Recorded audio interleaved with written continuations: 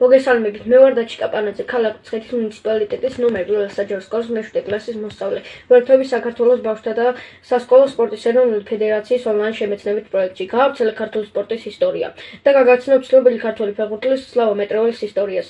სლავო მეტრეველი დაიბადა 1936 წლის 30 მაისს. ქართველი და საბჭოთა ფეხბურთელი და მწვრთნელი. იცავდა მოსკოვის ტორპედოს, თბილისის დინამოს და საბჭოთა კავშირის ეროვნული საფეხბურთო ნაკრების ღირსებას. 1960 წლის ევროპის ჩემპიონი და 1964 წლის ევროპის ვიცე-ჩემპიონი.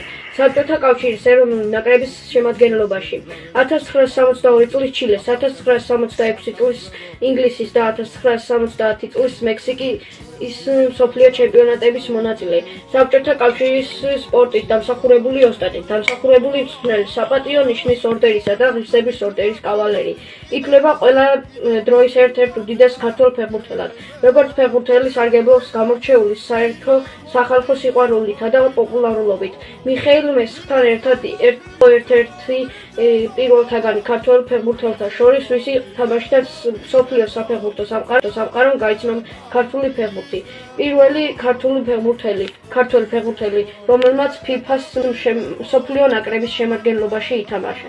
9-ჯერ იყო დასახელებული საბჭოთა კავშირის წლის 33 საუკეთესო ფეხბურთელის სიაში.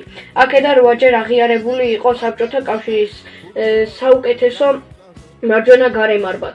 1964 წლის 18 ნოემბრის ოქროს მატჩის მონაწილე და 1 გოლის ავტორი.